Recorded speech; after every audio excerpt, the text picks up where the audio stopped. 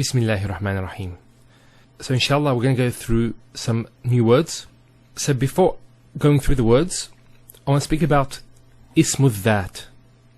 Ismu Dhat is a name of an entity. So here it could be a name of a person. I don't mean a proper name. So like Muhammad. That's not Ismu Dhat. But for example, a rajul, a man, or bint, girl. These are names that indicate a person. We also have things like places, towns, cities, and so on. Animals, and things, like non-living things. And also, entities that are not physical. So, let's go through these words. We have first, waladun, which means either a boy or child. Waladun, for example, the opposite would be bintun, which is a girl. But bint, for example, could also mean daughter. So if it's actually ascribed to somebody, for example, binti, it means my daughter. But just saying bint, it means girl. So that's waladun. And just one point is when we use the word waladun, we usually mean boy. Although it could also mean a child. Either one, a boy or a girl. Next we have ibn. Ibnun means son. There's a point about this word and about that word here. There's an asterisk here, but I'll explain the actual point inshallah when we get to this word. So ibnun, son. Bintun, daughter or girl, as we said. Rajulun, man. Imra'atun. Imra'atun, which means woman. There's something about this word and ibn, which is what it starts off with, this hamza. The overwhelming majority of isms that start off with a hamza start off with a hamzatul qata'. And very few words, only a handful, actually start off with the hamzatul wasl. Now when a noun starts off with hamzatul wasl, it gets a kasra. So it's a hamzatul wasl with a kasra. So ibnun, imra'atun. And we have another word, which is ismun. This is hamzatul wasl. Ismun. Next word, madinatun, which means a city. Baytun, house. Hadiqatun, garden, a garden. And we have another word for garden, which is a common word, which is jannah.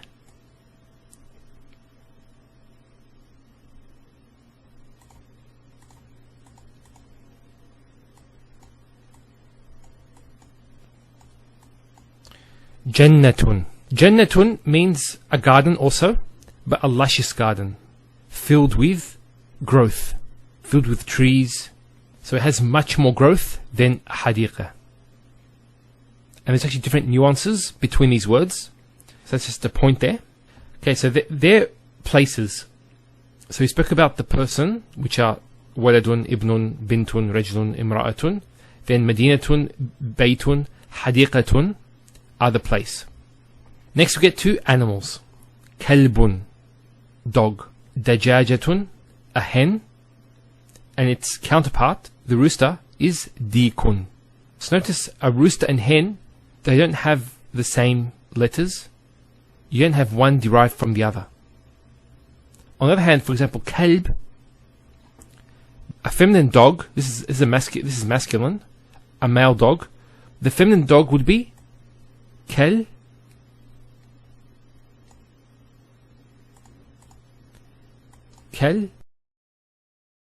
batun. Female dog. So just you add the ta marbuta at the end. Next we have asadun, a lion, and hisanun, a horse. A few things to note about this. Ismu Dhat are indefinite with a tanween, and they're made definite by the alif lam. So for example, let's take رجل. Adding the alif lam to رجل, we take off the tanween and put one dhamma. الرجل would be, that lam will be connected to the ra. Let me just, like that. الرجل, I'll just write it here.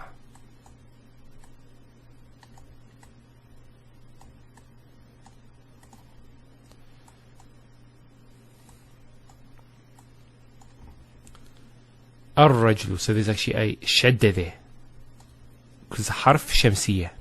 الرجل. Now we know that an ism has a gender, so here waladun is masculine, ibnun masculine, bintun feminine, rajulun masculine, imra'atun feminine, madinatun is feminine, and the sign that's feminine is the ta marbuta there. Baytun is masculine. Now we have another word for house, which is dar. Darun. Darun is actually feminine. Although they have the same meaning, a house, there's actually a different nuance in these words. So for example, a bayt comes from bata yabitu, which means to spend the night.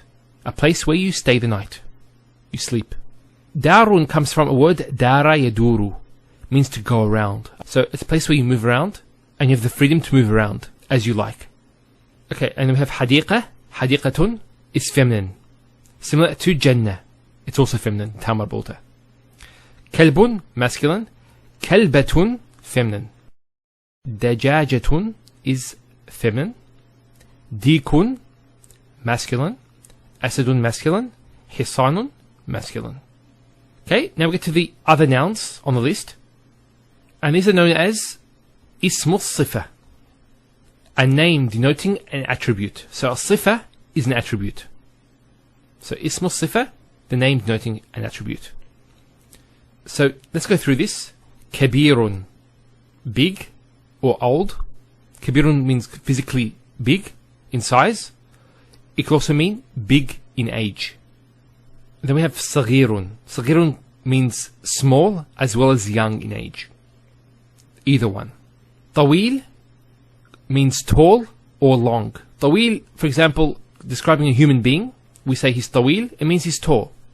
But for example, if we're saying that al-waqtu tawil, the time is long. And then we have qasir, short. So either physically short or, for example, time being short. Al-waqtu qasirun, we'd say. Then we have karimun, generous. Bakhil, miserly. So the opposite of karim. So notice these are actually opposites. And that's a good way of memorizing this, is you memorize opposites. Then we have thaqil. Thaqil means heavy. Notice the way we pronounce thaqil. Thaqil. It's hard to say. Compared to khafif. Khafif means light. Next we have qawiyun, which means strong. Da'ifun, weak. And that's either physically weak, spiritually weak, intellectually weak. So you can use that in a number of aspects. Jadidun is new. Qadimun, old or ancient, and that's used for the non-intelligent. So we don't say, for example, human beings qadim, as in he's old. We use actually kabir. Qadim is actually used, for example, we say as-sayyaratu qadima. The car is old. Next we have ba'id. Ba'id means far, and qarib means close. And then just finally, hasanun, beautiful or good. Qabihun, ugly or foul. Just notice one thing about these patterns here. They're actually on the pattern of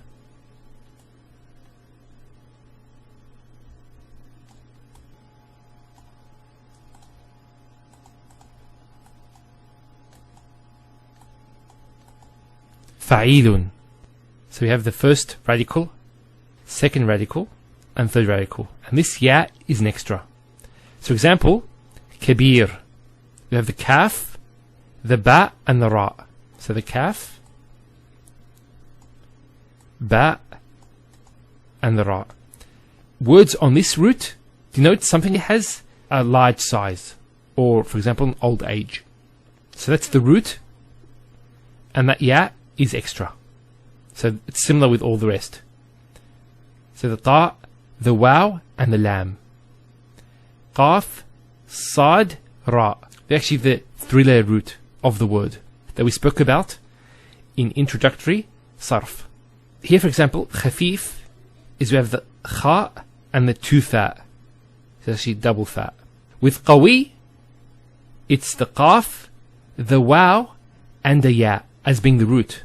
One of these ya is the extra ya, but there's another ya which is in the lam kalima. So that's quite interesting, is we know actually this particular pattern of a word denotes as-sifa. All these words in front of us are on this pattern, except for this word here. Hasanun. It's on the pattern of fa'alun.